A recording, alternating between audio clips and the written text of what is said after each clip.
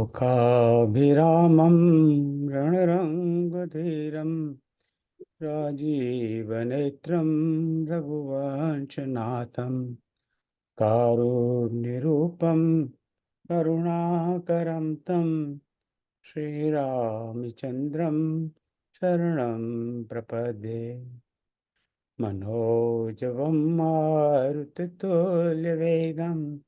जितेन्द्रियं बुद्धिमतां वरिष्ठं वातात्मजं वानरयोतमुख्यं श्रीरामदूतं शरणं प्रपद्ये। श्रीरामदूतं शरणं प्रपद्ये। श्यावर रामचंद्र भगवान उमापति महादेव की जय। पवन सुत हनुमान की जय। जय श्री राम। सो भाई और बहनों, जय श्री राम। एक सप्ताह के वेकेशन के बाद हम लोग आ रहे हैं आज। राइट, हमें भी वेकेशन तो मिलना चाहिए ना कभी कभी। तो आज 2 सप्ताह पहले जब मिले थे तो अभी भी हम भारतवर्ष में ही थे और रास्ता ढूंढ रहे थे कि कैसे समुद्र पार करके लंका में जाएं। तो हमें डॉक्टर साहब ने इलाज तो बता दिया कि ये तरीका है उधर जाने का, पर वो उस तरीके को भी हमने कार्यान्वित नहीं किया। तो आज थोड़ा प्रयास करते हैं कि उसको समुद्र को पार करके उस तरफ पहुँचे। अब ये काम तो, इनका नाम ही कामेश्वरी है, कामना तो कामेश्वर जी पूरा करेंगे। तो कामेश्वर जी, डॉक्टर कामेश्वर जी को मैं आमंत्रित करता हूँ कि लंका का आरंभ करें और हमें लंका में प्रवेश करवाएं और हमें बताएं आगे क्या हो रहा है।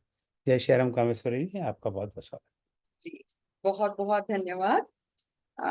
मैं अपना पहले स्क्रीन शेयर करती हूँ। मेरा शेयर साउंड तो नहीं है। ऑप्टिमाइज पर video clip and then share. या स्क्रीन दिख रहा है ओम जी? जी। या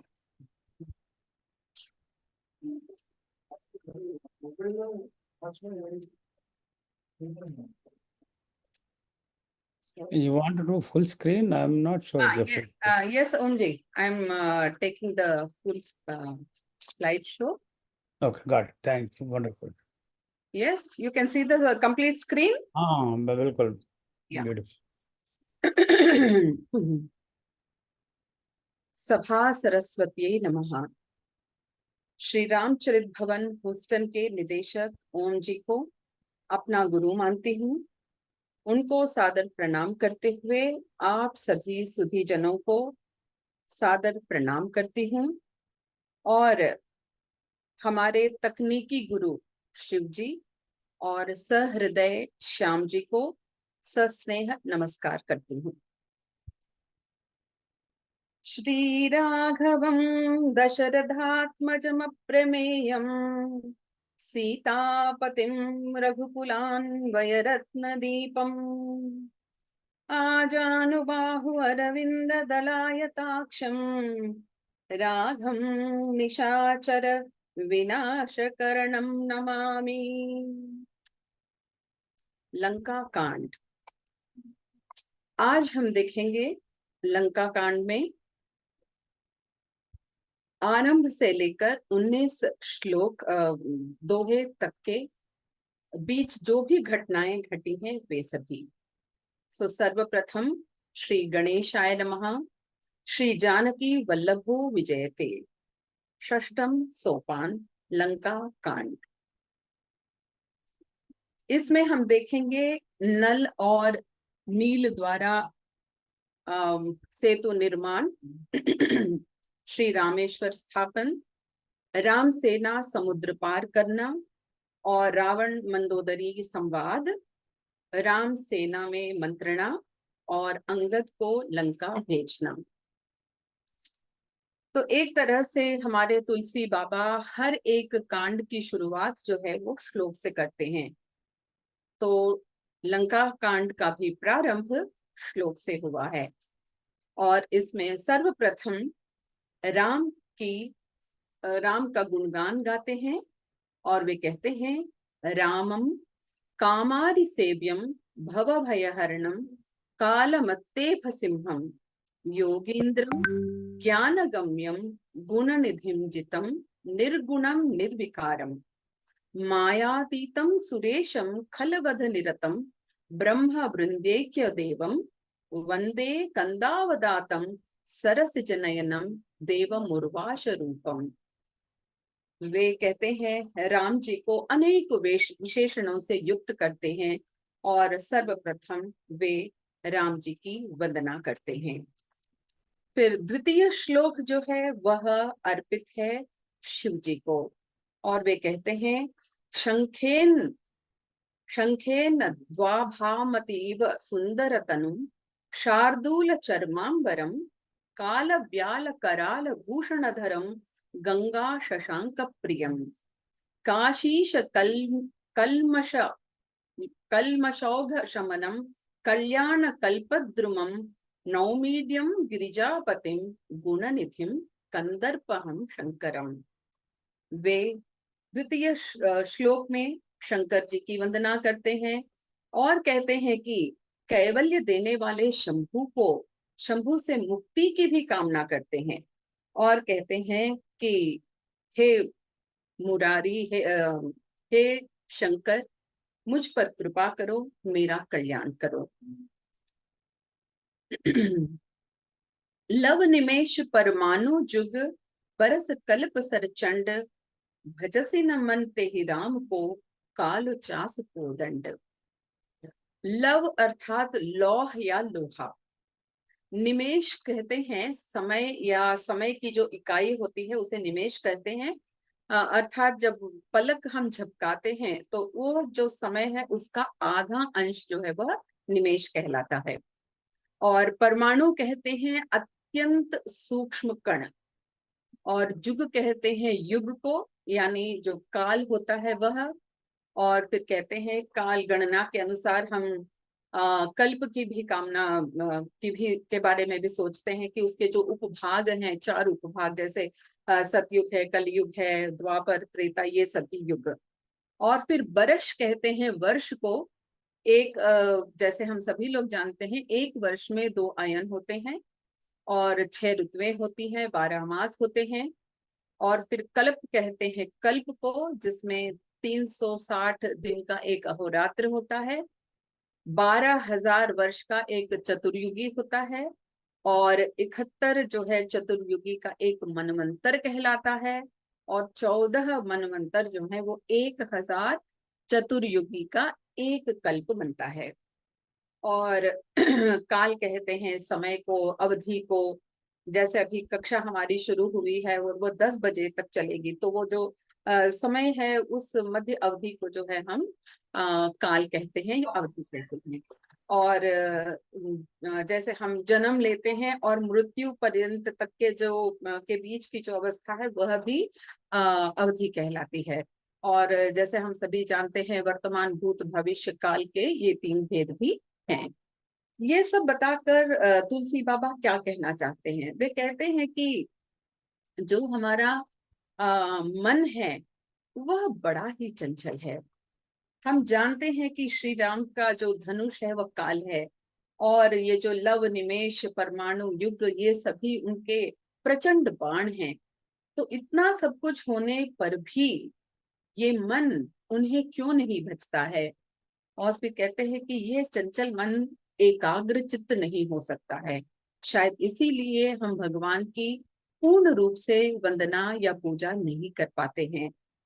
और फिर वो कहते हैं कि जैसे एक प्रश्न है यहाँ पर तुलसी बाबा का, और कहते हैं कि क्या हमें इस कांड का जब हम अध्ययन कर लेंगे तो क्या हमें इस उत्तर या इस प्रश्न का उत्तर मिल जाएगा कि हमारा मन एकाग्रचित्त क्यों नहीं हो पाता?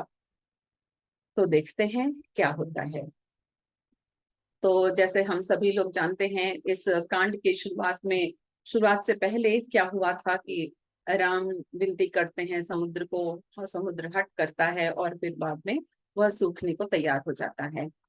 और समुद्र ही बताते हैं राम को कि नल और नील जो है 2 भाई हैं, वो आपकी सहायता कर सकते हैं। तो फिर राम मंत्रियों को बुलाकर कहते हैं कि अब बिना किसी विलंब के हमको सेतु तैयार कर लेना चाहिए। तो फिर जाम्बवान कहते हैं कि जब आपका ही नाम सेतु है तो फिर हमको सेतु बनाने में क्यों कर समय लगेगा। और फिर वो कहते हैं कि आपका नाम लेकर अगर हम काम करेंगे तो सेतु निर्माण में हमें ज्यादा कठिनाई नहीं होगी। और फिर वास्तव में वही होता है। कहते हैं कि अति उतंग गिरि पादप लीलहि लेहि उठाई, आनि देहि नल नीलहि रचहित सेतु बनाई। सैल विशाल आनि कपि देहि, कंदुक इव नल नील ते लेहि, देखि सेतु अति सुंदर रचना, बिहसी कृपानिधि बोले बचना। अब सब लोग आके खड़े हो गए हैं, सेतु निर्माण कैसे हो। तो कहते हैं कि पहले हनुमान जी, फिर नल नील, फिर अंगद, वानर सेना, भालू, सभी वहां पे इकट्ठा हो जाते हैं और राम का नाम लेते हैं, राम की सेवा के लिए तत्पर रहते हैं। जो भी उन्हें वहां दिखाई दे रहा है, चाहे पहाड़ हो, वृक्ष हो, पत्थर हो, बालू हो, रेत है, कुछ भी है, सारी चीजें उठा उठा कर गेंद की तरफ फेंक रहे हैं एक दूसरे को, यानी इस तरह से जल्दी जल्दी काम हो जाए। और नल नील है कि राम का नाम ले रहे हैं और जो है वह सेतु बनाने का प्रयास कर रहे हैं। और सेतु बनाने के लिए जब वे तत्पर हो जाते हैं तो उसे देखकर कृपानिधि जो राम है वह बहुत खुश हो जाते हैं। जो परम रम्य उत्तम यह धरणी, महिमा अमित जाई नहीं बरनी, करियहु इहाँ शंभु थापना, मोरे हृदय परम कल्पना। राम जी कहते हैं कि यह भूमि तो बड़ी ही रमणीय है। और फिर देख के वो कहते हैं कि मेरे हृदय में तो यहाँ शिव जी की स्थापना करने का मन कर रहा है। वे एक तरह से संकल्पना भी कर लेते हैं कि हमें तो यहाँ पर शंभु की स्थापना करनी है। फिर सुग्रीव से कहते हैं तो सुग्रीव जो है वह एक मुनि को बुला लेते हैं और वे आकर शिवलिंग की स्थापना करते हैं और उसकी विधिवत पूजा अर्चना करते हैं।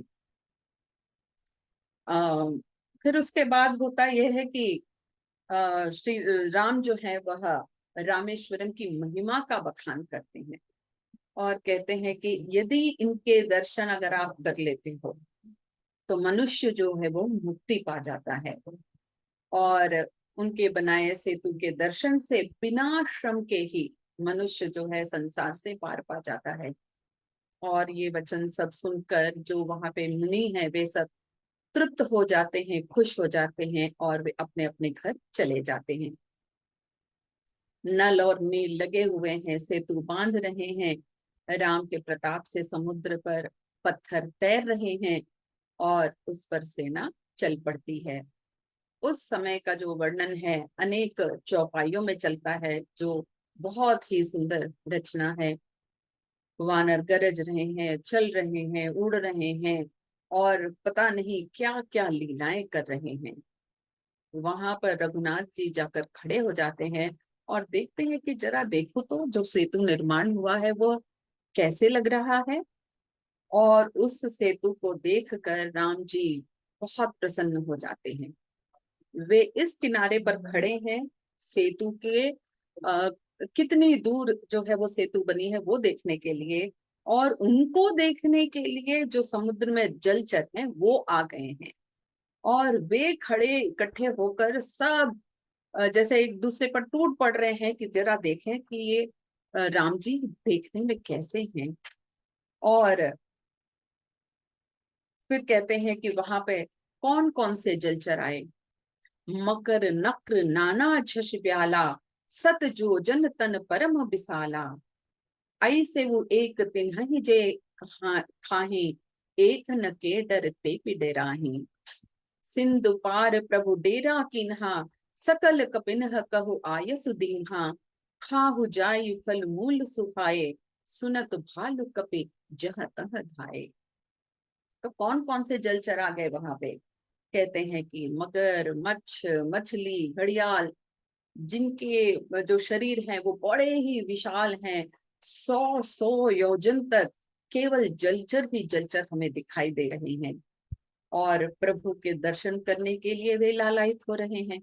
उनको हटाने का प्रयास किया जा रहा है मगर वो हटने को तैयार नहीं है। और उनकी संख्या कहते हैं कि इतनी ज्यादा है, जो शरीर है वो बड़े ही विशाल हैं। 100 योजन तक केवल जलचर ही जलचर हमें दिखाई दे रही हैं। ये कैसे आ रहा है? प्रभु के दर्शन करने के लिए वे लालायित हो रहे हैं। उनको हटाने का प्रयास किया जा रहा है मगर वो हटने को तैयार नहीं है। और उनकी संख्या कहते हैं कि इतनी ज्यादा है, जो शरीर है वो डबल साउंड कमिंग। 100 योजन तक Yeah, केवल double sound is जलचर ही coming. जलचर Maybe हमें it दिखाई is दे your रहे हैं। other, ये कैसे आ रहा है? प्रभु के दर्शन maybe करने it's your के other लिए वे device लालायित or हो रहे हैं। YouTube. No, I have muted my device. तो तैयार नहीं है। और उनकी संख्या आप ही सिग्नल डिवाइस आप ही डबल साउंड कमिंग। मैं तो बोल भी नहीं रही हूँ और अभी देखिए आवाज आ रही है। किसी का YouTube चालू है क्या बैकग्राउंड में? Let me see. No, I have muted my device. No, no, sir. देखिए अभी पीछे पीछे आ रही है मेरी आवाज। आप ही सिग्नल डिवाइस आप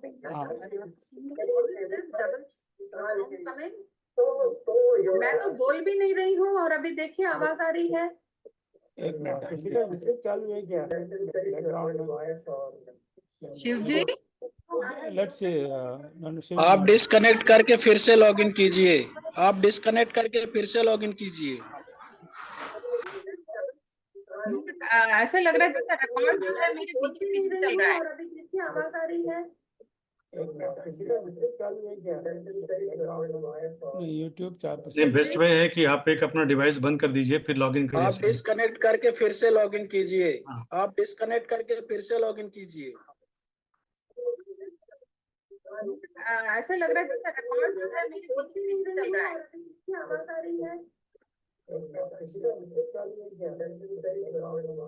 YouTube बेस्ट वे है कि आप एक अपना डिवाइस बंद कर दीजिए फिर लॉगिन नहीं बंद कर दिया मैंने। फिर से लॉगिन किसी ने कीजिए। YouTube ऑन किया हुआ होगा, वो आ रही है आवाज। हाँ किसी ने YouTube ऑन किया है, उसमें पीछे पीछे चल रही है ये आवाज।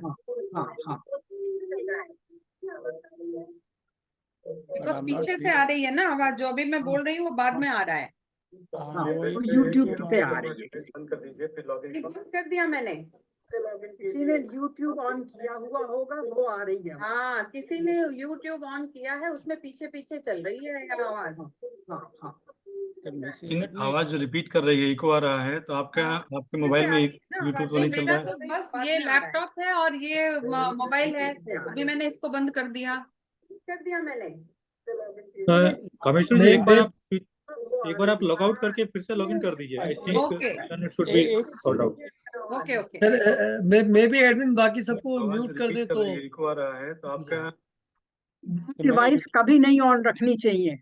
मैंने YouTube बंद कर रूम दिया पे है। दो डिवाइस ऑन होती है तो इको होती है। केवल एक मैंने डिवाइस ऑन रखनी चाहिए। मैंने YouTube बंद कर रूम दिया है पे इस ना समय। केवल YouTube एक बंद- डिवाइस ऑन होनी चाहिए। हाँ, थैंक यू मीनू जी। मैंने इस समय YouTube बंद कर दिया है। So that is stop now I think. So Kameshwar ji, are you और देयर? जो बोल रहा है उसकी भी केवल एक डिवाइस ऑन होनी चाहिए, मेरा ये ख्याल है। Thank you. आप सबसे मेरा निवेदन है कि अपना अपने को, और इतना अच्छा प्रस्तुति कर रही हैं कामेश्वरी जी, अपने आप को सब वीडियो ऑफ रखें, वीडियो क्या ऑडियो ऑफ रखें, वीडियो ऑन रखें। यूट्यूब मैंने बंद कर दिया, अगर वो वाली समस्या थी तो। Kameshwar ji please start again. Kameshwar ji are you there? Yes Om ji. You start again because I turned off the YouTube if there was an Yes. issue. Go ahead. हाँ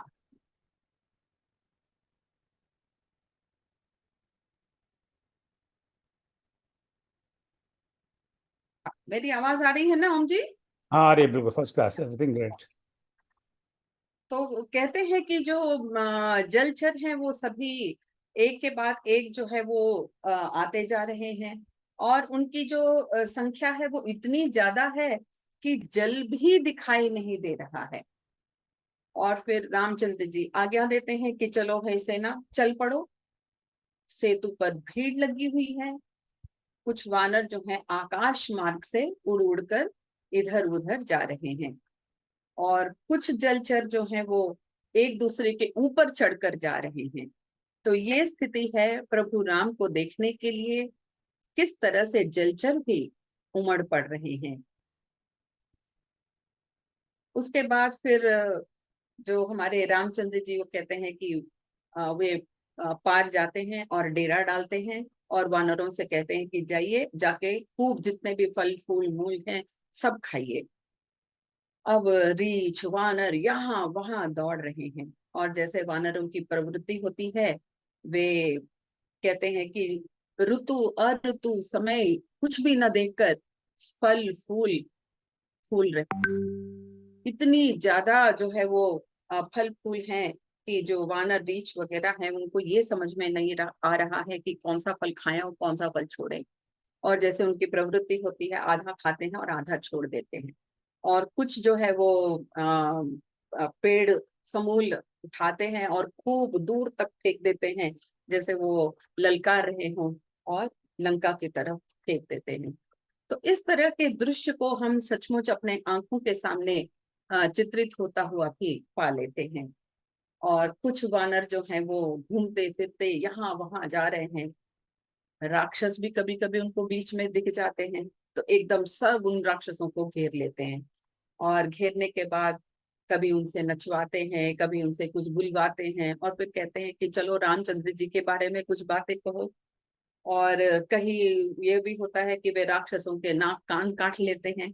अब जिनके नाक कान कटे हैं वे सीधे रावण के पास चले गए और बोलते हैं कि देखो भाई यहाँ पे ऐसे जो है उत्पात मचा हुआ है। और जब रावण को यह बात पता चलती है कि सेतु बांधा गया है और इस तरह से जो वानर सेना है वहां यहाँ पे पार आ गई है और डेरा डाला है उन्होंने, तो एकदम वो पहले तो घबरा जाता है और फिर अपने 10 मुखों से कहता है, बांध्यो बन निधि नीर निधि जलधि सिंधु बारिश, सत्य तोय निधि कंपति उदधि पयोनिधि नदीस। मैं आश्चर्यचकित हो गया वो कि समुद्र को कैसे कोई बांध सकता है। फिर वो यहाँ पे जितने भी शब्द हैं वे सभी पर्याय हैं एक तरह से समुद्र के लिए। और वो पूछता है कि क्या सचमुच नदीश को बांध लिया गया। उसके उसे विश्वास नहीं है, व्याकुल हो रहा है, मगर किसी भी तरह अपने व्याकुलता को छिपाने का प्रयास कर रहा है और बनावटी हंसी हंसता है। और फिर भय, अपना जो भय है उसे भुलाकर वह अपने महल में चला जाता है।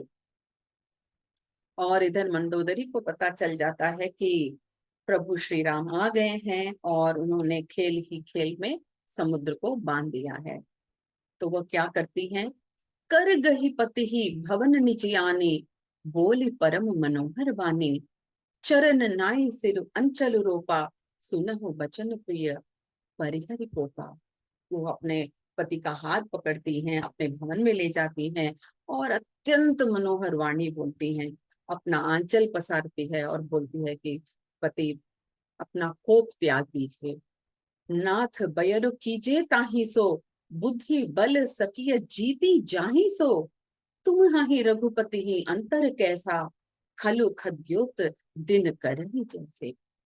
वो कहती है कि नाथ, जो मैं कह रही हूं उसे सुनिए।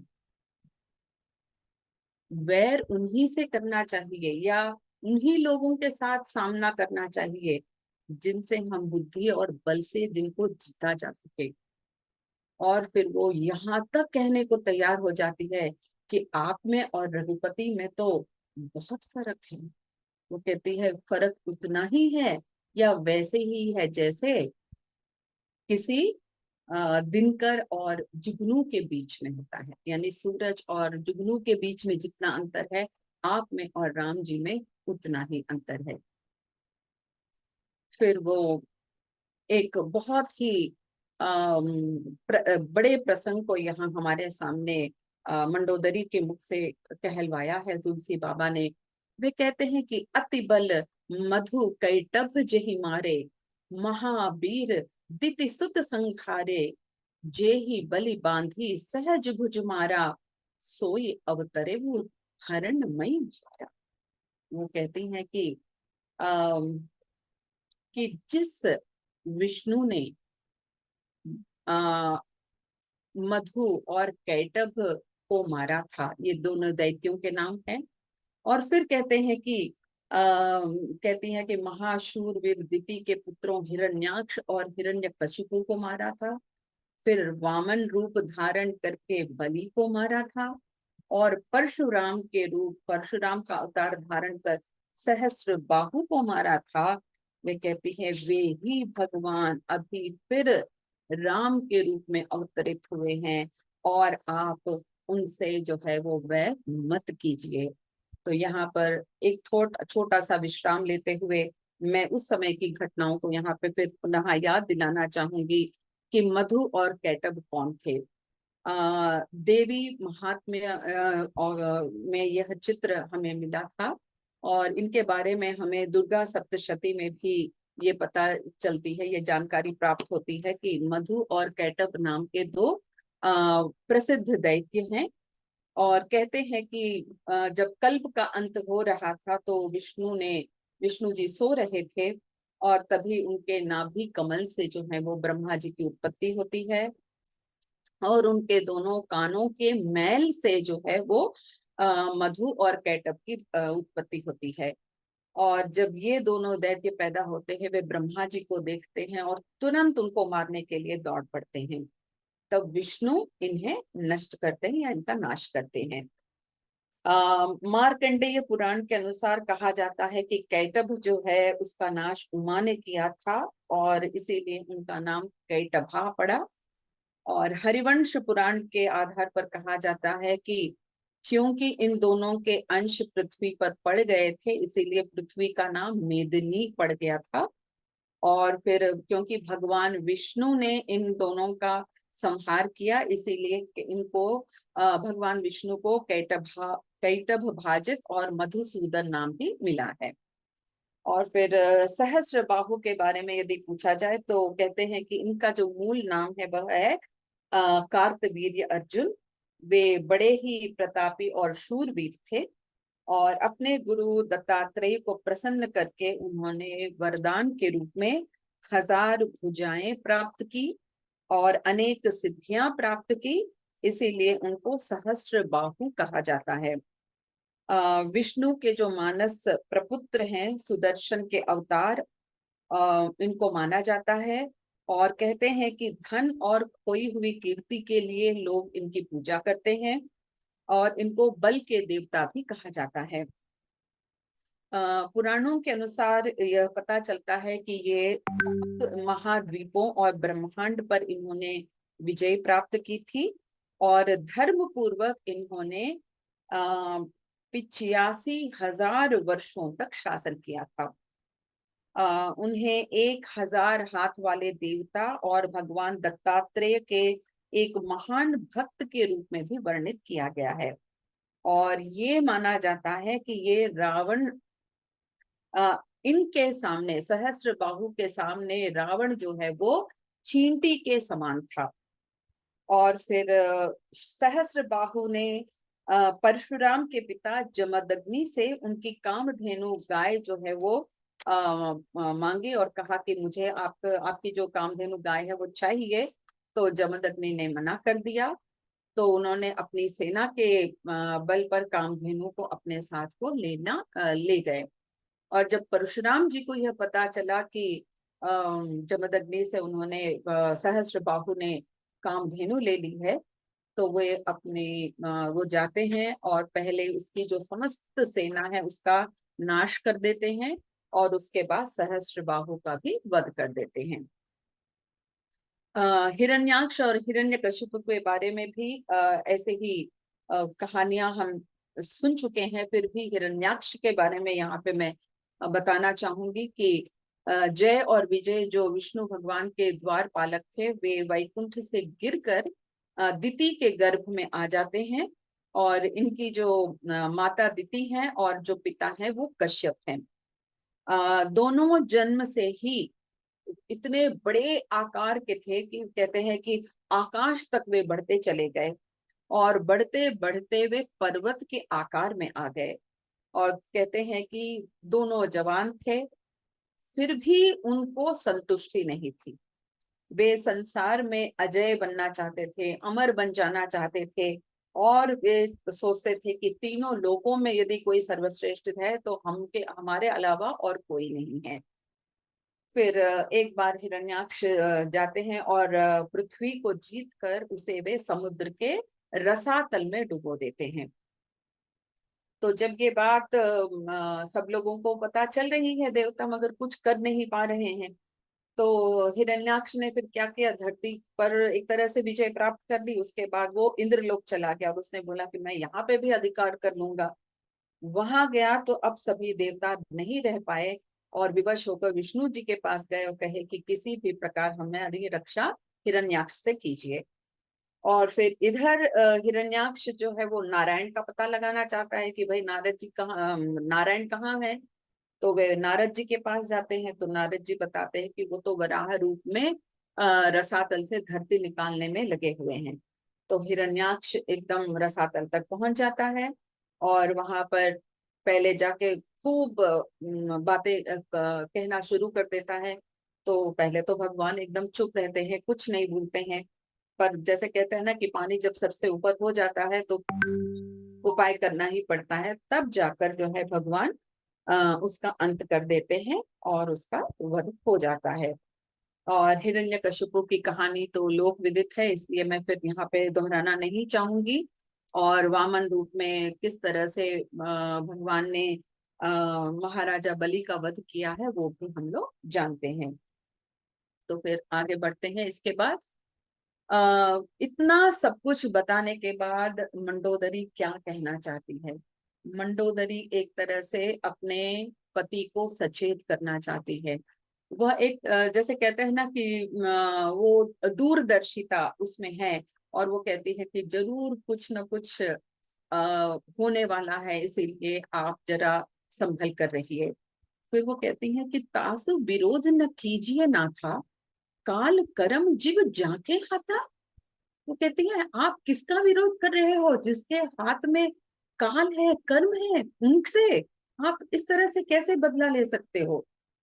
वह अनेक तरह से अनुनय विनय कर रही है कि कृपया उनका विरोध मत कीजिए, मगर राम है कि मानने को तैयार नहीं है। सॉरी, रावण है कि मानने को तैयार नहीं है। फिर वो कहते हैं राम ही सौंपी जानकी, नाई कमल पद माथ, सुत कहूँ राज समर्पी, बन जाई भजिय रघुनाथ। तो एक तरह से पहले समस्या फिर उसके बाद समाधान। वो बता रही है कि आप एक काम करो, बस जानकी को आप राम को सौंप दो, उनके चरण कमलों पर अपना मस्तक जो है वो टेक दो, अपने पुत्र को सारा राज्य दे दो और फिर आप वन चले जाओ और वहीं पर रघुनाथ जी का आप भजन करो। मैंने किसी तरह वो चाहती है कि अपने पति को बताए ताकि वह युद्ध करने से रुक जाए, मगर रावण टस से मस नहीं हो रहा है। फिर वो कहती है चाहिए करण सो सब करी बीते, तुम सुर असुर चराचर जीते। कहती है आपने तो अपने जीवन काल में सब कुछ कर लिया है, सुर असुर जितने भी जीव हैं सब पर आपने अपना अधिकार जमा लिया है। अब और क्या चीज रह गया है इस दुनिया में कि अभी और कुछ रह गया है, उसे मुझे पूरा करना है। फिर वो कहती है संत कहि अस नीति दसानन, चौथे पन जाहि नृप कानन, तासु भजन कीजिए तह भरता, जो करता पालक संभरता। वो कहती है कि संत लोगों की जो नीति है वो सुनिए। और चौथे पन में कहते हैं कि जो राजा होता है उसे वन में निवास करना चाहिए, आप वहां जाइए, भजन कीजिए। अब आप तो आपने तो सब कुछ जीत लिया है, तो अब क्या कीजिएगा। और कहती है कि अगर आप ऐसा सब कुछ करोगे तो भगवान आप पर दया करेंगे, आपको वे जो है वो तीनों लोकों में आपका यश होगा, मेरा सुहाग बचा रहेगा। आप मेरी बातें तो सुनिए। राम योदरी की बातें सुन रहा है, उसे दिलासा देने की फिर वह कोशिश करता है और फिर कहता है कि मेरे समान योद्धा इस संसार में और कौन है। वरुण, कुबेर, पवन, यमराज, सभी दिक्पालों कालों को भी तो मैंने जीत लिया है। वो तो मेरे भुजाओं के बल से मैंने उन पर विजय प्राप्त कर लिया है। देवता, दानव, मनुष्य सभी को मैंने वश में कर लिया है। तुमको क्यों भय हो रहा है? अब मंडोदरी ने बहुत तरह से समझा कर कहा, परंतु रावण ने उसकी एक न सुनी। अब मंडोदरी के हृदय में उसने जान लिया कि पति अब उनकी बातों से सुनने वाले नहीं हैं, अब काल के वश में हो गए हैं और इनको अभिमान बहुत ज्यादा हो गया है। अब यहाँ रावण सभा में गया, सब रावण जितने भी मंत्री थे उन सबको बुलाया, उन सबसे पूछने लगा कि भाई अब हम जो शत्रु जो अवसर पे आके बैठ गए हैं उनके साथ हम कैसे युद्ध करें, कैसे करना चाहिए बताइए। हाँ, मंत्री कैसे हैं? मंत्री तो कहते हैं, अरे आपको किस चीज का भय है? और आपने तो माने इस जगत को ही जीत लिया है, और मनुष्य, वानर, भालू तो हमारे खाने की जो है वो चीजें हैं, तो आपको किस चीज का डर लग रहा है? रावण का जो पुत्र था, जिसका नाम यहाँ पे बताया गया है प्रहस्त, वह ये सभी बातें देख रहा है, सुन रहा है। फिर अपनी तरफ से भी वो अपने पिता को समझाने का प्रयास करने के लिए वह जाता है और पिता को एक तरह से सचेत करना चाहता है, हाथ जोड़ता है और बोलता है कि पिताजी, आपको नीति के विरुद्ध कोई काम नहीं करना चाहिए, और यदि आप नीति के विरुद्ध बात कोई काम करेंगे तो हो सकता है उससे आपका अपयश होगा। और फिर वो कहता है कि इन मंत्रियों पर आप विश्वास कर रहे हो, ये लोग तो मूर्ख हैं, इनकी बुद्धि तो मारी गई है, ये खुशामद कर रहे हैं आपकी, मगर आपको अच्छी बातें सच्ची बातें नहीं बता रहे हैं, तो आप इन पर क्यों विश्वास कर रहे हो? फिर वो ये कहता है, फिर उसके बाद फिर बताता है कि देखिए पिताजी, मेरी बात सुनिए, मैं एक नीति की बात आपको बताना चाहूंगा। आप एक काम कीजिए, पहले दूत को भेज दीजिए, फिर सीता को ले आइए और सीता को जो है वो राम को सौंप दीजिए। और फिर वो कहता है कि पिता के चेहरे की जो भाव है उससे पता चल जाता है कि पिता के मन में कोई बात अभी गई नहीं है। तो कहता है कि ठीक है, यदि आप सचमुच सामना करना चाहते हो इस सेना की, तब तो भाई डट कर सामना कीजिए, और तब जाके आपका सुयश होगा। रावण को अपने बेटे की बात पसंद नहीं आई, तो उसको आ गया क्रोध। तो अब प्रहस्त उसने सोच लिया कि कुछ भी कहना बेकार है, क्योंकि जो मृत्यु के वश हो जाता है उसको चाहे कितनी भी दवाई दो, वो उस पर काम नहीं करेगा। बेकार है रावण से कुछ भी कहना, इससे अच्छा मैं अपने महल चला जाऊं। वो अपने महल चला जाता है। अब संध्या समय हो गया था, तो रावण भी अपने महल की ओर चला गया। तो गया तो कहाँ गया?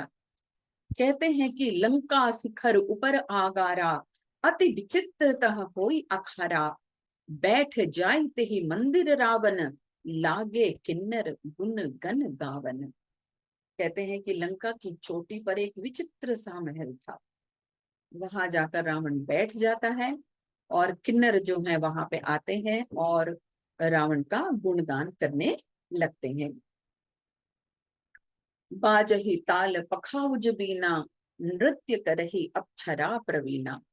ताल बज रहे हैं, वीणा बज रही है, मृदंग बज रहे हैं, अप्सराएं नाच रही हैं, सब कुछ माने आनंद ही आनंद का उत्सव हो रहा है। और इधर रघुवीर, उनकी सेना का क्या हो रहा है? इहा सुबेल सैल रघुवीरा, उतरे सेन सहित अति भीरा, शिखर एक उत्तंग अति देखी, परम रम्य सम शुभ्र विसेखी। कहते हैं कि वहां पर सुबेल पर्वत पर रघुवीर अपनी सेना के साथ उतरते हैं, एक शिखर पर जाकर बैठते हैं, देखते हैं पूरी लंका को, और उस दृश्य को देखकर अत्यंत प्रसन्न हो जाते हैं। तह तरु किस लय सुमन सुहाए, लक्ष्मण रचि निज हाथ डसाए, तापर रुचिर मृदुल मृग छाला, तेहि आसन आसीन कृपाला। कहते हैं कि सुबेल पर्वत पर अपनी सेना उतारकर वहां के पर्वत प्रांत को देखकर खुश हुए राम लक्ष्मण जो है वो वृक्षों के कोमल पत्तों और सुंदर फूलों से अपने हाथों से सजाकर बिछाते हैं। एक कोमल मृगछाला लाते हैं, उसको बिछा देते हैं और उसी आसन पर कृपालु राम विराजमान हो जाते हैं। फिर जो अब देखिए यहाँ पर एक बहुत ही बढ़िया प्रसंग है, जो मैनेजमेंट स्किल्स जिसे हम कहते हैं, या अगर सीखना ही है तो मानव क्या क्या सीख सकता है। प्रभु कृत शीस कपीस उछंगा, बाम दहिन दिस चाप निसंगा, दुह कर कमल सुधारत बाला, बाना कह लंकेश मंत्र लगी काना। राम की सेना में कौन, राम की जो सेना है वो कौन है? वानर है। और एक विभीषण भी उनके साथ आकर मिल जाता है। सभी के साथ, सभी को बुलाकर अपने साथ बिठाकर वो हर एक से उनकी जो माने उनके मन में क्या बात चल रही है, वो क्या सोच रहे हैं, इस पर सभी लोगों से बात करते हैं। तो थोड़ी सी कल्पना कीजिएगा कि वो राम जी कैसे हैं। कहते हैं कि प्रभु जो है वानर राज सुग्रीव की गोद में अपना सिर रखे हुए हैं। एक और धनुष है, दूसरी ओर तरकस है, और दोनों हाथों से बाण को सुधार रहे हैं। फिर विभीषण उनके कानों में लगकर कुछ सलाह दे रहा है, और जो हमारे लक्ष्मण जी हैं वो पीछे खड़े होकर उनके पीछे ही खड़े हैं, जैसे उनके प्रेरणा स्रोत हैं।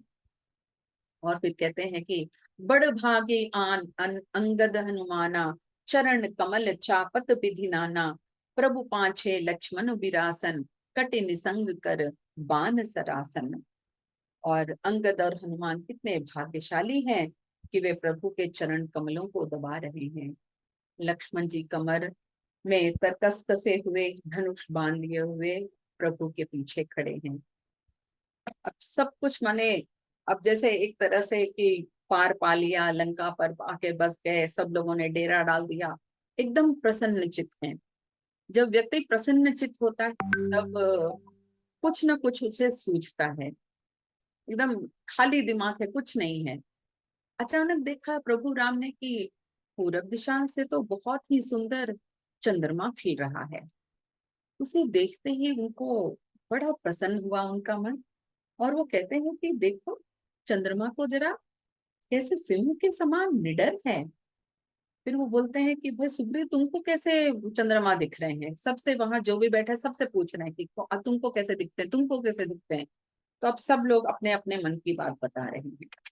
तो सुग्रीव कहते हैं कि अरे मुझे तो ऐसा लगता है कि चंद्रमा में पृथ्वी की छाया दिखाई दे रही है। और फिर कोई कहता है कि नहीं, चंद्रमा को राहु ने मारा था ना, उसी वही काला दाग उनके हृदय में दिखाई दे रहा है। और फिर कोई कहता है कि नहीं नहीं, जब ब्रह्मा ने रति का मुख बनाया था ना, तब उनसे जो चंद्रमा का जो सार है वो पूरा उन्होंने रति के मुख में सुंदर बना दिया था, इसीलिए इस चंद्रमा में अभी छेद हो गया है। और फिर कोई कहता है कि फिर प्रभु स्वयं कहते हैं कि मुझे तो ऐसा लगता है कि ये जो विष है चंद्रमा का, बहुत प्यारा भाई है। यहाँ पे हमको यह स्मरण करना होगा कि समुद्र मंथन के समय विष और चंद्रमा जो है वह समुद्र मंथन में नवरत्नों में से बाहर आए थे। इसी विष के बारे में यहाँ पर बात की जा रही है। फिर हनुमान जी कहते हैं कि चंद्रमा तो आपका प्रियदास है और आपकी सुंदर श्याम मूर्ति उसके हृदय में बसी हुई है। तो जब ऐसे कह दिया तो वे राम जी को एकदम हंसी आ जाती है। फिर वे कहते हैं कि सबसे तो बात कर ली। फिर वो कहते हैं कि विभीषण जरा देखो तो, दक्षिण दिशा की ओर बादल उमड़ रहे हैं, बिजली चमक रही है, बादल गरज रहे हैं, कहीं ओलों की वर्षा तो नहीं होगी? तब विभीषण कहता है कि अरे प्रभु, छत्र मेघाडंबर सिरधारी, सोई जनु जलद घटा अतिकारी, मंदोदरी श्रवण ताटंका, सोई प्रभु जनु दामिनी दमंका। वो कहते हैं कि ये बादलों की गड़गड़ाहट नहीं है, रावण अपने सिर पर एक बहुत बड़ा उसने छत्र धारण किया है, उसी की आवाज यहाँ तक आपको आ रही है। और फिर मंडोदरी के कानों में जो कर्णफूल हैं वो हिल रहे हैं, वह बिजली की चमक के रूप में आपको दिखाई दे रही है। फिर बाजहि ताल मृदंग अनूपा, सोई रव मधुर सुनहु सुर भूपा। अचानक उनको ताल मृदंग की आवाज आने लगी। तब राम ने समझ लिया कि ये और कुछ नहीं, रावण का ही अभिमान है। और तब उन्होंने क्या किया, एक धनुष उठाया, बाण संधान किया और उसे छोड़ दिया। क्या हुआ उस बाण का, एक ही बाण में रावण का मुकुट और मंडोदरी की जो कर्णफूल हैं वो जमीन पर गिर जाते हैं। इसका कारण किसी को ये नहीं पता चला कि वो राम का बाण है। सब एकदम आश्चर्यचकित हैं, परेशान हो रहे हैं कि ये कैसा आ गया। और बाण जो है अपना काम करता है और आके फिर जो है वो तरकस में घुस जाता है। तो इस बात को कोई नहीं जान पाता है। सभी सोच रहे हैं कि ये तो बहुत बड़ा अपशकुन है। रावण सबको अपने अपने घर भेज देता है कि चलो भाई जाओ, अपने अपने घर चले जाओ। सब लोग नमस्कार करते हैं और वहां से चले जाते हैं। अब मंडोदरी की क्या अवस्था है, अब फिर जैसे कहते हैं ना बैक टू पेविलियन, फिर उसको चिंता हो रही है कि अरे ये तो बहुत बड़ा अपशकुन हो गया। फिर वो चिंता करने लगती है और फिर सजल नयन कह जुग कर जोरी, सुनहु प्राणपति बिनती मोरी, कंत राम विरोध परिहरहु, जानि मनुज जने हट मन धरहु। वो कहती हैं आंखों में पानी आ गया, दोनों हाथ जोड़ लिए और वो कहती हैं कि मेरी विनती सुनिए प्रीतम, श्री राम से विरोध छोड़ दीजिए, आप इतना हट मत कीजिए। फिर वो राम के बारे में सुनिए, बहुत ही सुंदर प्रसंग है। वो कहती है, विश्व रूप रघुवंश मने, करहु बचन विश्वासु, लोक कल्पना वेद कर, अंग अंग प्रति जासु, पद पाताल शीस अज थामा, अपर लोक अंग अंग विश्रामा, भ्रुकुटि विलास भयंकर काला, नयन दिवाकर कछ घन माला। वो कहती है कि श्री राम जो है वह विश्व रूप है, वेद उनके अंग हैं और वेद जो है उनके अंगों में लोगों की कल्पना करती है। आप मेरी बात सुनिए, जो पद और पाताल हैं उनके चरण हैं, ब्रह्म लोक उनका सिर है, उनके भिन्न भिन्न अंग अनेक लोक हैं, भयंकर काल उनकी भ्रुकुटी है, सूर्य नेत्र हैं, बादलों का समूह उनके बाल हैं। फिर वो कहती है, जासु घ्राण अश्विनी कुमारा, निसियर दिवस निमेष अपारा। फिर कहती है अश्विनी कुमार उनकी नाक है, रात और दिन अपार निमेष पलक झपकाना और खुलना जिसे कहते हैं, दसों दिशाएं उनके कान हैं, वायु श्वास है और वेद उनकी वाणी है, उनके होठ लोभ है, यमराज भयानक दांत हैं, माया हंसी है, दिक्पाल भुजाएं हैं, अग्नि मुख है, वरुण जीभ, उत्पत्ति पालन और प्रलय उनकी अलग अलग चेष्टाएं हैं। फिर वो याद दिलाती हैं कि 18 प्रकार की जो वनस्पतियां हैं उनकी रोमावली है, पर्वत अस्थियां हैं, नदियां नसों का जाल है, समुद्र पेट और नरक उनके नीचे की इंद्रियां हैं। प्रभु विश्वमय हैं और इससे ज्यादा और क्या बताया जाए कि राम भगवान कौन है। फिर कहती हैं कि अहंकार जो शिव है उनका अहंकार है, ब्रह्मा बुद्धि है, चंद्रमा मन और महान विष्णु चित्त है। उन्हीं चराचर रूप भगवान श्री राम ने मनुष्य रूप में अवतार लिया है। इस बात को जितनी जल्दी समझ सको तो उतना अच्छा है। परंतु रावण उसकी किसी भी बात को सुनने के लिए तैयार नहीं है। अस विचारि सुन प्राण प्रति, प्रभु सन बयरु बिहाई, प्रीति करहु रघुवीर पद, मम अहि बात न जाई। वो कहती है कि रावण के प्राणपति, प्रभु से वैर छोड़ दीजिए, उनके चरणों में चले जाइए, जिससे मेरा सुहाग बच जाए।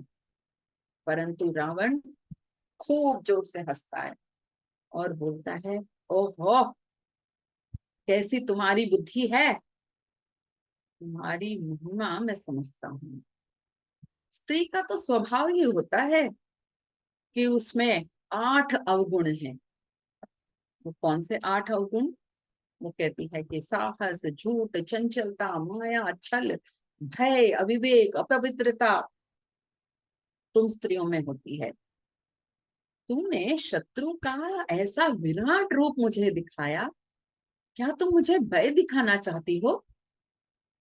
यह सब विश्व तो मेरे वश में है। और अच्छा, तेरी चतुराई तो मैं समझ गया, तो इसी बहाने मेरी प्रभुता का बखान कर रही है।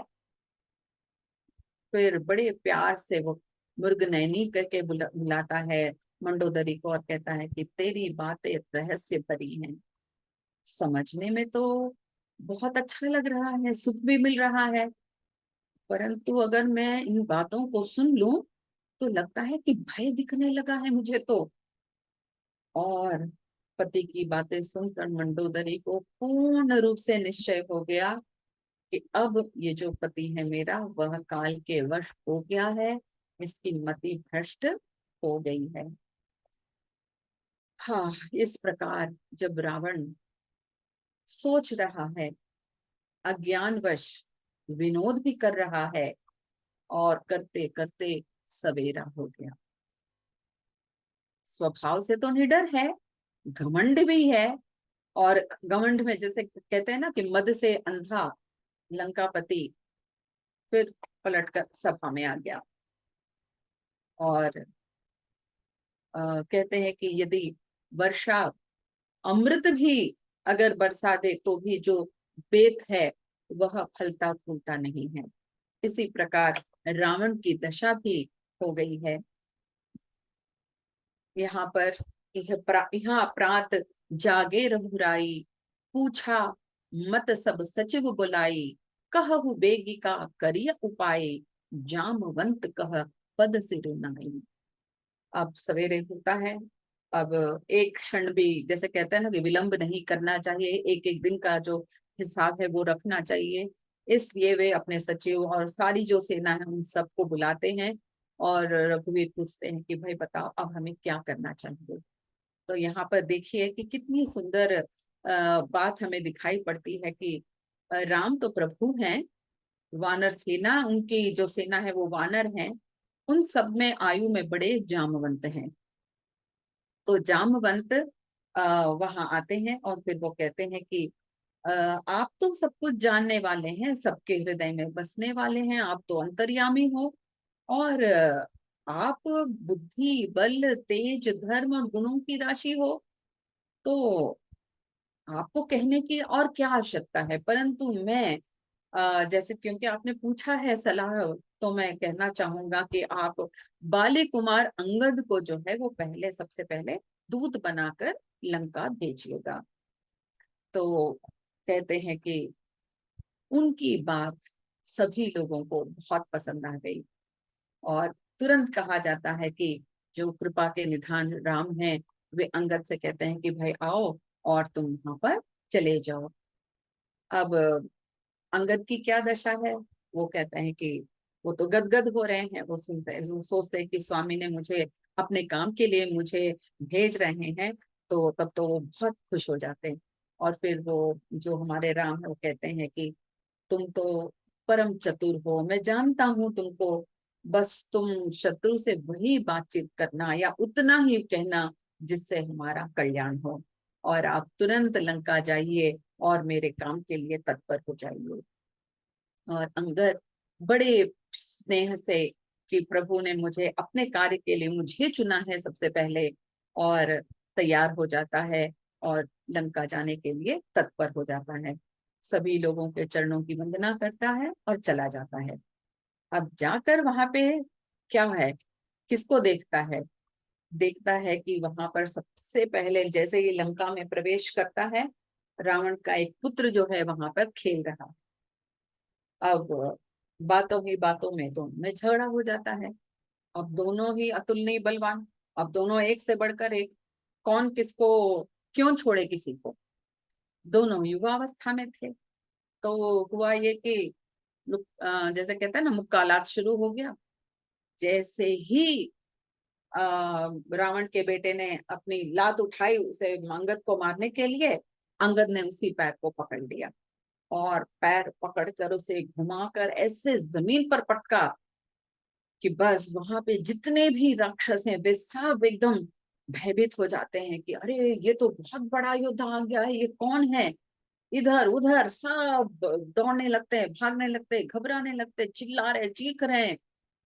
और पूरे शहर में एक तरह से हड़कंप मच जाता है कि अरे वो तो वही वानर फिर से आ गया जिसने लंका को जलाया था। क्योंकि उनके लिए तो सभी वानर समान हैं, मगर हम जानते हैं कि हनुमान कौन है, अंगद कौन है। मगर वे तो नहीं जानते थे। तो सभी लोग चिल्ला रहे कि चलो भागो, वही बंदर फिर से आ गया है। पूरे शहर का फिर तहस नहस करने के लिए तैयार है। आप हमारे अंगद जी एकदम सीधे सिंह के समान चल पड़ते हैं और जाकर रावण की सभा में उपस्थित होने के लिए तत्पर हो जाता है। और वो पहले एक राक्षस को बुलाता है, बोलो जाओ बताओ कि मैं आ गया हूँ। अब रावण को जब ये पता चलता है कि कोई आया है, तो रावण की क्या दशा होती है। वो तो एकदम घबरा जाता है, मगर फिर बोलता है कि हाँ, जरा देखूं तो ये कौन बंदर है। और तब जैसे ही आज्ञा मिलती है, अंगद सभा में जाकर खड़ा हो जाता है। और जब वह रावण की ओर देखता है तो अंगद को ऐसे लगता है जैसे ये तो काजल का एक बहुत बड़ा जैसे पहाड़ खड़ा हो। तो वैसे ही रावण जो है वो आकार में इतना बड़ा था, इतना विशाल था कि अंगद को वैसे ही काजल के पहाड़ के समान दिखाई देता है। फिर गए वो सभा मन नेकु नमुरा बाली तनय अति बल बांकुरा उठे सभासद कपि कहूँ देखी रावण उर्भा क्रोध विसेखी। अब अंगद तो जाके वहां पे सभा में खड़ा हो गया। जैसे ही वो सभा में खड़ा हुआ, जितने भी लोग थे सभा के लोग, वे सब खड़े हो जाते हैं। तो जैसे ही सभासद खड़े हुए, ये देखकर रावण को आ जाता है गुस्सा और बहुत ज्यादा क्रोध आ जाता है उसको। मगर उस समय वह कर कुछ नहीं पाता है।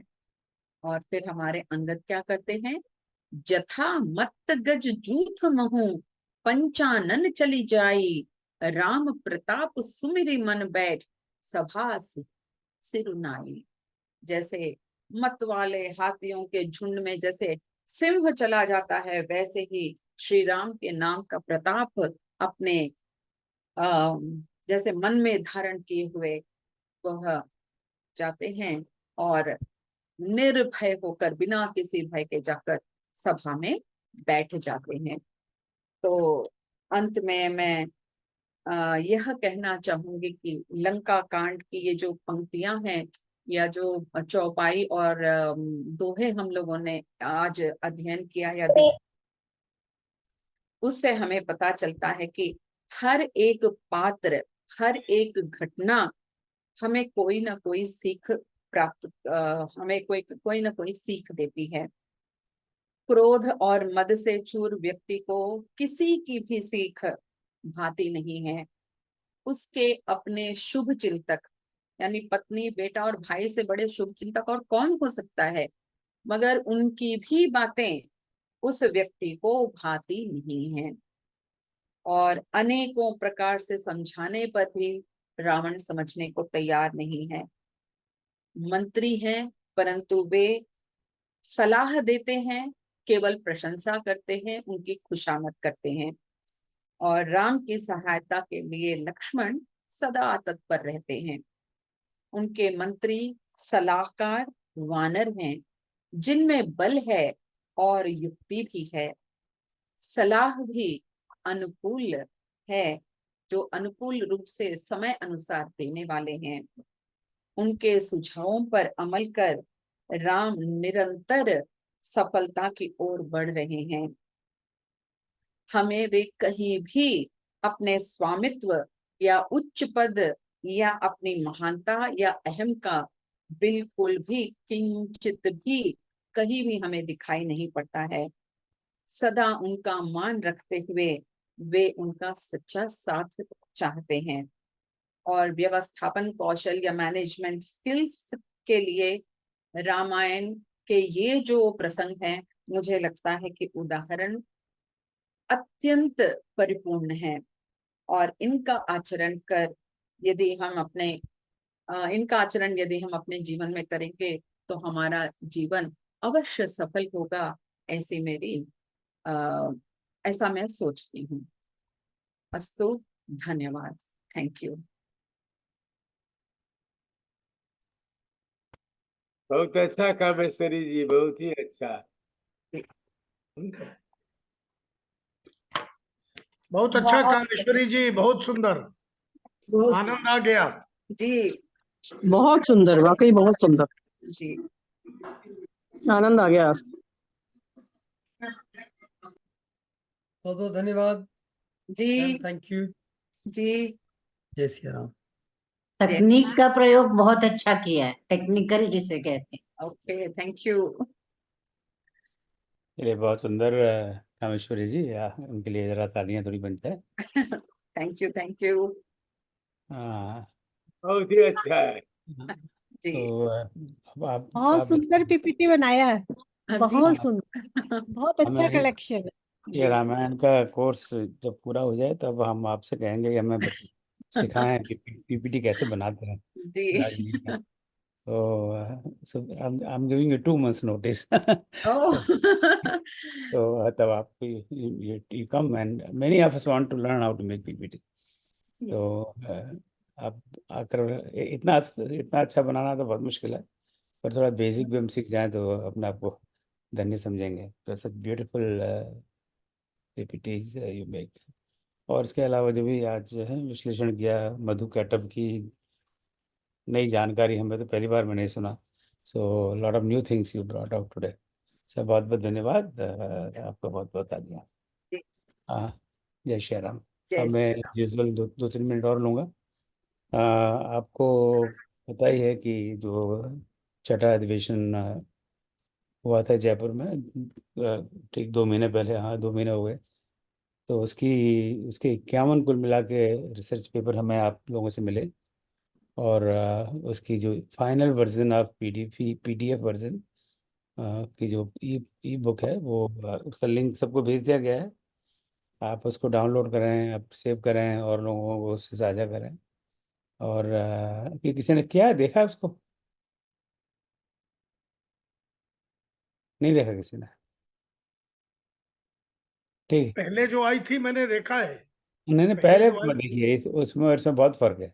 तो हमने उसमें बहुत परिवर्तन किया है, काफ़ी कुछ सुधार भी किए हैं। हालांकि अभी और भी बहुत सुधार की आवश्यकता थी, फिर भी हमारा धैर्य समाप्त हो गया। तो फिर भी जो भी हमसे बन पड़ा वो पुस्तक तैयार हो गई है। और जो नया पीडीएफ है जो अभी 2-3 दिन पहले शिव ने लिंक भेजा है उसका, आपको उसको डाउनलोड करिए, सेव करिए। उसमें वो 51 लेख हैं और अपना फीडबैक बताएंगे आपको कैसा लग रहा है। अब आगे बढ़ रहे हैं। तीसरा एग्ज़ाम तो ख़त्म हो गया। 119 मित्रों ने एग्ज़ाम दिया। मीडियन स्कोर 22 है 25 में से, बहुत अच्छा है। और जो एक बोनस क्विज 104 नंबर की जो थी उस पर 92 लोगों ने उसको दिया है। अभी भी खुला हुआ है, आजकल मैं बंद कर दूंगा। अब एक अंतिम बोनस क्विज हम और पोस्ट करेंगे एक आध सप्ताह में, वो होगी भगवान परशुराम पर। भगवान परशुराम पर कुछ दिनों पहले 2 सप्ताह शायद हो गए, यहाँ ही पर परशुराम जयंती पर प्रेजेंटेशन हुआ था। उन्हीं प्रेजेंटेशंस के आधार पर वो क्विज होगी। सुंदरकांड को बहुत गहराई से अध्ययन करने का कई लोगों ने मंशा प्रकट की थी, विशेषकर हनुमान चालीसा के क्विज के बाद में। तो उसके लिए हमने रजिस्ट्रेशन और आरंभ कर चुके हैं। कई लोग रजिस्ट्रेशन करवा चुके हैं। और अगर आपको रुचि हो हनुमान सुंदरकांड को, बहुत सिर्फ सुंदरकांड पर ही 22 यूट्यूब वीडियो है, यानी करीब 30 घंटे का यूट्यूब वीडियो है। वो मेरी यूट्यूब वीडियो है, इसलिए हो सकता है आपको बहुत पसंद ना आए, पर पहले पहले से मैं आपको वार्निंग दे रहा हूँ। तो डिस्क्लेमर। तो अगर हाँ, जो भी उस समय हो, प्रभु की कृपा हुई उस हिसाब से वो सुंदरकांड का पूरा, उस समय उसको हमने कोर्स नहीं कहा था, कोर्स का मन भाव भी नहीं था। एक सबका मन में ये भाव था कि हम सुंदरकांड को, क्योंकि इसका सुंदरकांड का इसलिए इतना ज़्यादा पाठ होता है, तो अब ये मन में ये भाव था कि उसको थोड़ा समझें तो सही। तो उसी भावना से प्रेरित होकर वो हमने क्लासेस की थी। तो उसके 22 वीडियो हैं, हर सप्ताह 2 वीडियो देखनी है और एक क्विज करना है। कुल 11 क्विज होंगी, एक एग्जाम होगा, फॉर्मेट हुई होगा, and then will issue certificate. Certificate के प्रलोभन में बहुत मत पड़िए। हाँ, वो तो है, जैसे ही एक मोटिवेशन रहता है, पर मुख्य उद्देश्य होता है कि हम उनको यूट्यूब को देखें, ध्यान से देखें, समझें, अपने नोट्स लें और फिर बाद में क्विज वगैरह दें। हाँ, तो you please register for that. अभी समय है वैसे, पर जितना जल्दी करेंगे उतना अच्छा।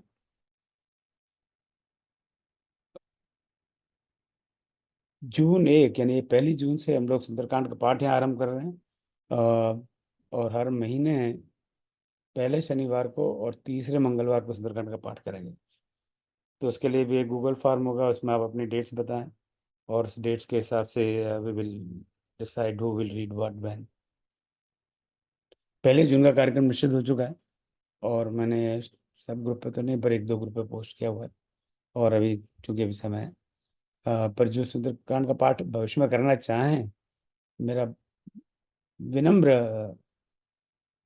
निवेदन है, प्रार्थना है कि आप 1 जून के पाठ में अवश्य आएँ सुनने के लिए, ताकि आपको स्ट्रक्चर पता लगेगा, किस स्ट्रक्चर से वो पाठ चलेगा, कि वो जानना बहुत जरूरी है। आपसे ये सुंदरकांड के पाठ में क्या जानना है, बहुत सैकड़ों बार कर चुके हैं, राइट, पर फिर भी वो स्ट्रक्चर जानना बहुत जरूरी है। और फाइनली, खाली दिमाग शैतान का घर। अभी आपने कल देखा ही होगा, मैंने एक फितूर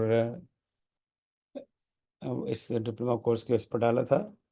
मैं वो नहीं बता रहा समय बचाने के लिए।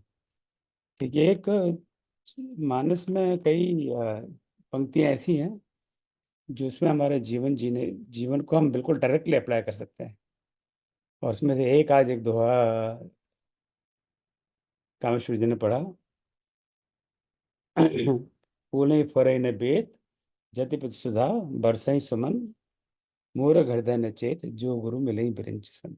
सोरठा है ये। तो इस सोरठा को आप बिल्कुल निकाल रहे हैं, तो इसका मानस से कोई संबंध नहीं है। अपना आप इसके इंडिपेंडेंट इसकी वैल्यू है कि जो मूर्ख होता है उसको आप कितना भी आप समझा लो, पर उसको उसको होश नहीं आएगा। ऐसा ही संस्कृत में एक श्लोक है, क्या है, यस्य नास्ति स्वयं प्रज्ञा तस्य शास्त्र करोति किम, ऐसा ही कुछ है ना। लोचनाभ्याम विहीनस्य शास्त्रम किम करोति। मुझे तो संस्कृत आती नहीं, लेकिन 9वीं 10वीं क्लास में पढ़ा था, तब जो याद है वो मैं आपको सुना रहा हूँ कि अंधे आदमी के सामने आप कितना भी बढ़िया से बढ़िया दर्पण दे दो, पर उसको कुछ नहीं दिखाई देगा, वो है ही अंधा। तो इसी तरह ये तो इस तरह के जो चौपाई हैं, दो हैं, सोरठे हैं, उनका एक संकलन करके अब एक जो मैंने कहा ना, ख्याली पुलाव, मेरा एक ख्याली पुलाव की एक हम पुस्तक की रचना करें, क्योंकि उसमें लगेगा नहीं कि किससे रामचरितमानस से कुछ इसका लेना देना है, पर ये रामचरितमानस के जो बिल्कुल डायरेक्ट ऐसे लाइन्स हैं, चाहे चौपाई हो, चाहे दोहा हो, चाहे सोरठा हो, चाहे और चंद हो, उनका हम संकलन कर रहे हैं। और मैं तो आलसी जीव हूँ, आपको ही दे दिया है कि आप ही ढूंढो, और बाद में उनको सबको इकट्ठा करके विल कम टुगेदर। तो अभी और भी मैंने 2 उदाहरण लिखे थे। एक सुंदरकांड जो भी हमने किया है, सचिव वैद्य गुरु 3 जो प्रिय बोले भयास राज धर्म 3 कर होए बेगही नाश। और फिर उसको अगर उस दोहे को देखते हैं तो फिर अलग से उसको निकाल लेते हैं। तो ऐसा कुछ उसका रामायण से कोई लेना देना नहीं है, वो एक एक एक एक उपयोगी संदेश है हमारे लिए। और तीसरा मैंने दोहा आई थिंक अरण्य कांड से लिखा था, फल भारन्नम बिटप सब रहे भूमि नियर आए, परोपकारी पुरुष जिन नभै सुसंपत्ति पाए। तो इस तरह का एक मन में भाव है। तो आप अभी कुछ किष्किंधा कांड का चल रहा है, परसों अभी फिलहाल चूंकि थोड़ा ऑर्गेनाइज रहे, अभी फिलहाल दोहे और सोरठे ही देखिए। चौपाई वपाई अगर आपके ध्यान में आए तो नोट करके रखिएगा, बाद में मैं आने वाला हूँ उस पर भी। तो पहले दोहे और सोरठा का एक संकलन हो जाए, और कांड वाइज चलता है। अभी किष्किंधा कांड करते हैं, फिर सुंदर कांड करेंगे, छोटे छोटे कांड ले लेते हैं। जरा गम गो अरे कांड खत्म हो गया, पहले बाल कांड लेते, अरे भगवान कब खत्म होगा ये बाल कांड। तो ऐसा लगता है कि पता नहीं कितना अथाह सागर है, सब समाप्ति नहीं होती। क्या आपको कैसा लग रहा है ये आइडिया? ऐसे ही टाइम वेस्ट, मेरे पास तो टाइम फालतू टाइम है तो मैं वेस्ट करता रहता हूँ, और आपको लगता है कि टाइम वेस्ट वाली बात है तो आप इसमें मत बहुत करिए। बढ़िया आइडिया। तो इसमें इस तरह के, एक तो अभी फिलहाल चौपाई वपाई मत लीजिए, हाँ आपको ध्यान में आए तो आपको नोट करिएगा कि भविष्य में काम आएगा। और इसमें जो प्रभु की स्तुति है, वंदना है, वो सब मत लिखिए, क्योंकि वो तो हमें पता है प्रभु की स्तुति वंदना हमें जीवन में अपनानी चाहिए। ये बिल्कुल डायरेक्टली एप्लीकेबल है जीवन में। हम एकदम कल ही आज ही यूज़ कर सकते हैं, एकदम रेडीमेड इंस्टेंट। इंस्टेंट क्या आता है वो? Maggi, Maggi 2 minute Maggi. तो मैगी मैं तो खाता नहीं हूँ, तो पता नहीं कैसी होती है। तो एकदम फटाक से हम उसको यूज़ करते हैं। कोई बहुत बहुत आदमी मूर्ख हो तो उससे झिकझिक करने का कोई फ़ायदा नहीं है, क्योंकि अपना ही टाइम वेस्ट करना है। सीधा सीधा लेसन है, तो क्यों अपना सर पर पत्थर पे सर मारा जाए। तो अभी इसके संदर्भ में कुछ आप लोगों के रिस्पॉन्स आ चुके हैं। सबसे पहले तो राजा रानी जी तो पता लगता नहीं है, ऐसे कभी सोती भी हैं। मैं जब भी इनको मैसेज भेजता हूँ, चाहे रात के 2 बजे, चाहे रात के 4 बजे, मतलब भारत के, चाहे दिन के 2 बजे, इनका एक तो तुरंत आप एक अकेले हैं कि दो आपकी कोई 2-3 बहनें भी हैं कि आप वो भी जवाब देती हूँ, मुझे ऐसा लग रहा है। तो इंस्टेंटली इनका आ गया था रिस्पॉन्स। इन्होंने किष्किंधा कांड के दोहा 14-15 का खा, आप लोग ने देखा होगा। फिर बाद में थोड़ी देर बाद फिर उन्होंने किष्किंधा कांड सोरठा 1-2 दोहा, और बाद में स्नेहलता जी ने दोहा 17 भेजा, द्विवेदी जी ने दोहा 30 का भेजा, और आशुतोष जी ने एक चौपाई भेजी, अभी चौपाई ना भेजा। और श्याम कुमार सिंह जी ने भी एक 15 का दोहा भेजा है। स्वर्णलता सराफ जी ने दोहा 2 भेजा है। तो रिस्पॉन्स भेजने के पहले पहले देख लें किसी ने वही भेजा तो ना होता कि दोहराव ना हो, और नहीं देखें तो भेजा तो कोई बात नहीं। तो अभी हम किष्किंधा कांड करें 1-2 दिन, उसके बाद में फिर सुंदरकांड पे चलते हैं, फिर लंका कांड पे चलते हैं, क्योंकि लंका कांड हम पढ़ ही रहे हैं, तो फिर एडवांस में थोड़ा पढ़ लेंगे। तो अगर ये संकलन हो जाए तो एक अच्छा सा जीवनोपयोगी ग्रंथ बन सकता है। ठीक है, क्या लग रहा है आपको? चलिए अब मैंने 3 मिनट का कहा था, पर मैं तो प्रोफेसर आदमी हूँ, 3 मिनट क्या कि 30 मिनट लेने की आदत है, तो क्या किया जाए। तो आप मुझे झेलते आ रहे हैं, बहुत बहुत धन्यवाद। आज का समापन करते हैं, और फिर मिलते हैं शनिवार को। और जय श्री राम। कोई प्रश्न आपका मेरे लिए? अगले शनिवार को क्या है? आप पधारेंगे, यही सबसे बड़ी बात है, इससे बड़ी क्या है। अगले शनिवार यानी परसों परसों जब मैंने सुंदरकांड की बात शुरू की थी, तब मैं वही कहना चाहता था, पर मैं भूल गया। तो चूंकि सुंदरकांड का पाठ जो हम शुरू करेंगे, तो उसमें एक बहुत महत्वपूर्ण ध्यान हम रखना चाहेंगे कि सब लोग शुद्ध उच्चारण से पाठ करें। अच्छा, तो इस शनिवार को हम फिर उसी सुंदरकांड को या मानस को सही उच्चारण से कैसे पढ़ा जाए, उस पर चर्चा करेंगे। ठीक। तो हालांकि 2-3 बार कर चुके हैं, but we want to re-emphasise that again. और कोई प्रश्न? ओम सर्वेषां स्वस्तिर्भवतु, सर्वेषां शान्तिर्भवतु, सर्वेषां पूर्णं भवतु, सर्वेषां मङ्गलं भवतु। ॐ सर्वे भवन्तु सुखिनः, सर्वे सन्तु निरामयाः, सर्वे भद्राणि पश्यन्तु, मा कश्चित् दुःखभाग् भवेत्। ॐ असतो मा सद्गमय, तमसो मा ज्योतिर्गमय, मृत्योर्मामृतं गमय। ॐ शान्तिः शान्तिः शान्तिः। जय श्री राम।